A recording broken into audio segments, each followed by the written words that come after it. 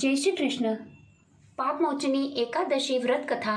धर्मराज युधिष्ठिर बोले, हे जनार्दन, चैत्र मास के कृष्ण पक्ष की एकादशी का क्या नाम है तथा उसकी विधि क्या है, कृपा करके आप मुझे बताइए। श्री कृष्ण बोले, हे राजन, चैत्र मास के कृष्ण पक्ष की एकादशी का नाम पाप मोचनी एकादशी है। इसके व्रत के प्रभाव से मनुष्य के सभी पापों का नाश होता है। यह सब व्रतों में उत्तम व्रत है। इस पाप मोचनी एकादशी के महात्म्य के श्रवण व पठन से समस्त पाप नाश को प्राप्त हो जाते हैं। एक समय देव ऋषि नारद जी ने जगत पिता ब्रह्मा जी से कहा, महाराज, आप मुझसे चैत्र मास के कृष्ण पक्ष की एकादशी का विधान कहिए।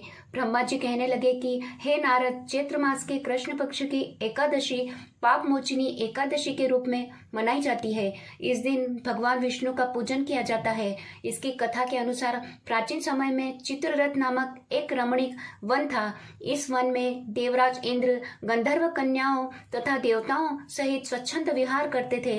एक बार मेधावी नामक ऋषि भी वहां पर तपस्या कर रहे थे। वे ऋषि शिव उपासक तथा अप्सराएं शिव द्रोहिणी अनंगदासी थी। एक बार कामदेव ने मुनि का तप भंग करने के लिए उनके पास मंजू घोषा नामक अप्सरा को भेजा। युवावस्था वाले मुनि अप्सरा के हाव भाव, नृत्य, गीत तथा कटाक्ष पर काम मोहित हो गए। रीति क्रीड़ा करते हुए 57 वर्ष व्यतीत हो गए।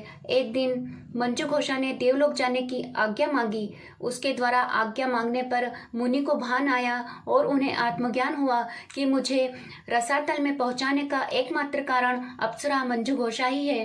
क्रोधित होकर उन्होंने मंजू घोषा को पिशाचिनी होने का श्राप दे दिया।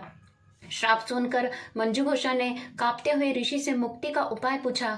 तब मुनिश्री ने पाप मोचनी एकादशी का व्रत रखने को कहा और अप्सरा को मुक्ति का उपाय बताकर पिता च्यवन के आश्रम में चले गए।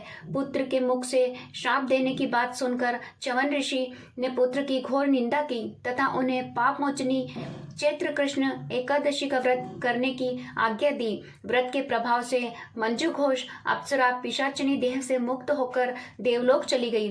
अंत में नारद, हे नारद, जो कोई मनुष्य विधि पूर्वक इस व्रत को करेगा उसके सारे पापों का नाश हो जाएगा तथा सारे पापों की मुक्ति होना निश्चित है।